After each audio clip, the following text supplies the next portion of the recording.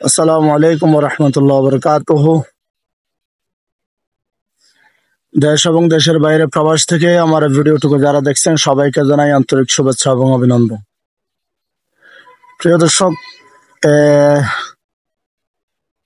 আসরের নামাজের পরে আসলে এক জায়গায় বসে থাকতে ভালো লাগে না, বিদায় আমি আজকে আসছি একটা গ্রামের পরিবেশে।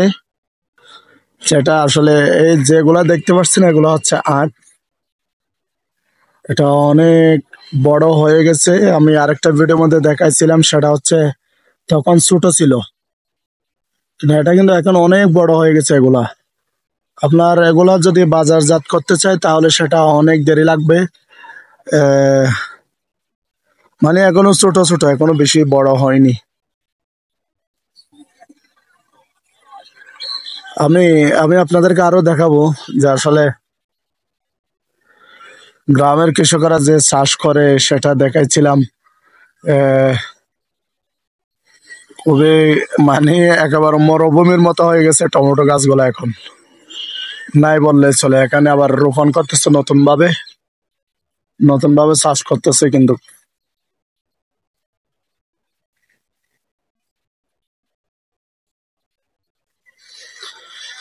এগুলো হচ্ছে মরিচ গাছ, একেবারে শেষ হয়ে গেছে মরিচ গাছগুলা।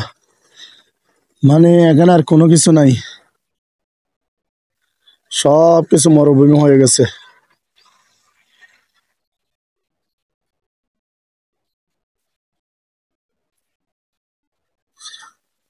এত মরুভূমি হয়ে গেছে, মাঝে মাঝে কিন্তু লাল লাল দেখা যাচ্ছে মরিচ। আহ,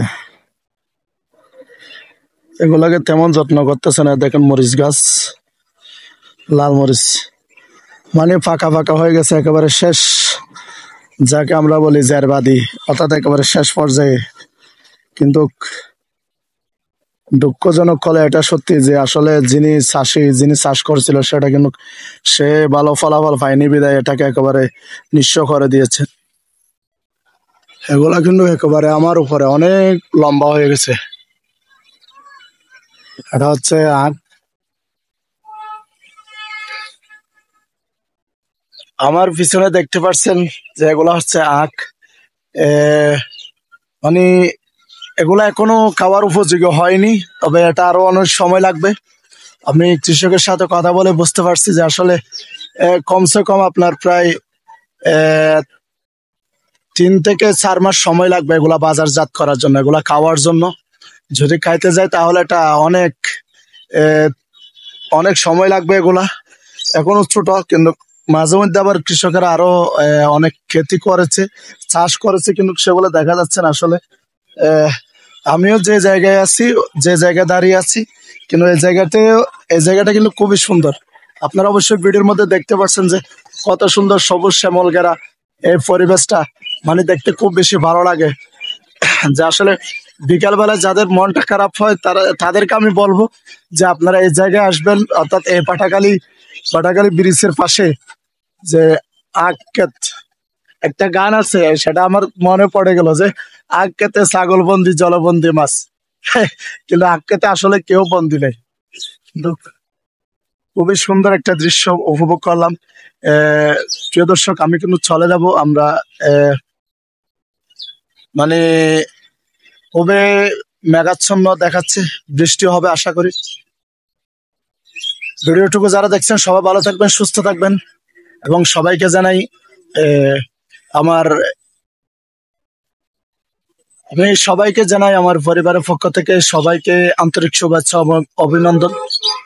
যে আসলে খুব বেশি ভালো লেগেছে আমার এই জায়গাটুকু, এই জায়গাতে এসে আমার এত ভালো লেগেছে আসলে বলার মতো নয়। চাইলে আপনারাও আসতে পারেন এই জায়গায়। এটা হচ্ছে বাটাখালী ব্রিজের পাশে, মানে খুবই সুন্দর একটা দৃশ্য, মনোরম পরিবেশ। তো এখানে আসলে আসলে খুব আহ, যদি কোনোভাবে মনে যদি কোনো অসুস্থতা থাকে, অস্বস্তি বোধ করেন, তাহলে সেটা এই জায়গায় আসলে মানে আশা করি সেটা ভালো হয়ে যাবে। সবাইকে ধন্যবাদ জানিয়ে আমি আজকের মতো এখানে শেষ করছি। আল্লাহ হাফেজ।